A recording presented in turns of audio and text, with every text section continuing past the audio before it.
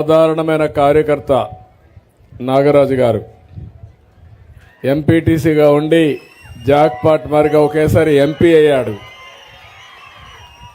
తెలుగుదేశం పార్టీలు ఎప్పుడు కూడా పేదవాళ్ళని రాజకీయంగా పైకి తీసుకురావడం, తద్వారా మీ అందరిలో కూడా ఒక స్ఫూర్తి వస్తుంది, ఒక ఆలోచన వస్తుంది. మొన్నటి వరకు మీ మధ్యలో తిరిగినటువంటి నాగరాజు గారు ఇప్పుడు ఎంపీ వచ్చారంటే అది తెలుగుదేశం పార్టీ పేదవాళ్ళ పట్ల, వెనుకబడిన వర్గాల పట్ల ఉండే అభిమానం, ప్రేమ అని చెప్పి నేను మీకు తెలియజేస్తున్నా. ఇక్కడికి నేను వచ్చింది మీ అందరితో ఒకసారి మాట్లాడదామని.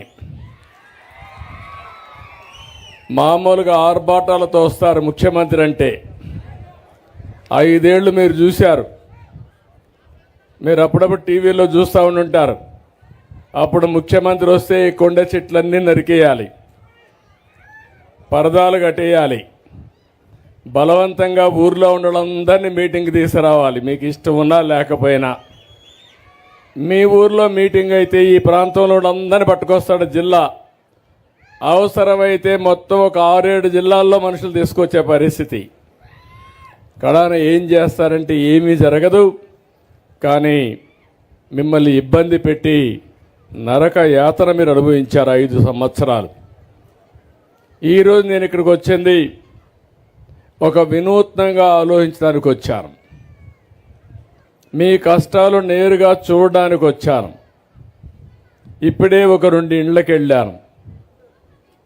ఒకసారి మీరు చూస్తే చరిత్రలో ఎప్పుడూ ఏ రాష్ట్రంలో చేయని విధంగా 4,000 రూపాయలు పింఛనిచ్చే ఏకైక రాష్ట్రం ఆంధ్రప్రదేశ్ రాష్ట్రం. ఈ విషయం మీరు గుర్తుపెట్టుకోవాలి. మీరు పక్క రాష్ట్రాలకు ఎక్కడికి పోయినా అన్ని రాష్ట్రాల్లో 2,000, 1,000 రూపాయలు అట్లిచ్చే పరిస్థితిలో ఉన్నారు. మన దగ్గర మాత్రం 4,000 రూపాయలు చేశారు. దీనికి కూడా ఒక చరిత్ర ఉంది, అందరూ ఒకసారి గుర్తుపెట్టుకోవాలి.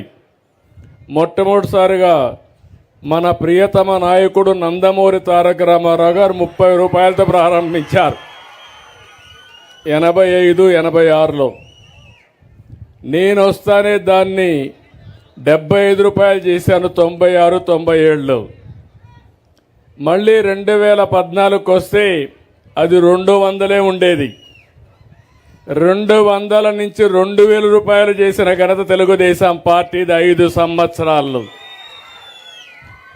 మళ్ళా వచ్చిన ప్రభుత్వం 250, మళ్ళా అప్పుడప్పుడు ఒక 250, కడాన ఇంటికి పోయేటప్పుడు 3,000 రూపాయలు చేసి ఇంటికి పోయారు. నేను వస్తానే ఒకే మాట హామీ ఇచ్చాను మీకు, మీ అందరికీ 3,000, 4,000 చేస్తాను, వికలాంగులది 3,000, 6,000 రూపాయలు చేస్తాను. ఎవరైనా మరీ ఇంట్లో నడవలేకుండా బెడ్ మీదనే ఉండి ఇంట్లో ఒక వ్యక్తి ఆయనకు సేవలు చేసే పరిస్థితి వస్తే అలాంటి వాళ్లకు 15,000 రూపాయలు ఇస్తామని చెప్పిన మానవత్వం ఉండే ప్రభుత్వం తెలుగుదేశం ప్రభుత్వం. చాలామంది అన్నారు ఇవి వస్తాయా అని. ఏప్రిల్ నుంచి ఇస్తానన్నాను, మీరు చూశారు. ఏప్రిల్లో నేను జూన్లో వచ్చాను. ఏప్రిల్ నుంచి వడ్డీతో సహా మొత్తం 3 నెలలు కలిపి ఒకేసారి 7,000 రూపాయలు పింఛనిచ్చిన పార్టీ తెలుగుదేశం పార్టీ. అక్కడి నుంచి నెలవారీగా ఇస్తూ వస్తున్నాం. దీనికి కూడా ఒక పేరు పెట్టాం, పేదల సేవలో. రాజకీయ నాయకులందరూ కూడా, అధికార యంత్రాంగం మొత్తం మొదటి తారీఖు వస్తే నేరుగా మీ ఇంటికి రావాలి, మీ దర్శనం చేసుకోవాలి, మీకు పింఛనిచ్చి మీ కష్టాలు నష్టాలు నేరుగా చూసి మీకు అండగా ఉంటామని భరోసా ఇవ్వడం కోసమే ఈ కార్యక్రమాన్ని తీసుకొచ్చాను. ఈరోజు మీరు ఒకసారి చూస్తే ఇప్పటికే 12,508 కోట్లు ఇచ్చాం.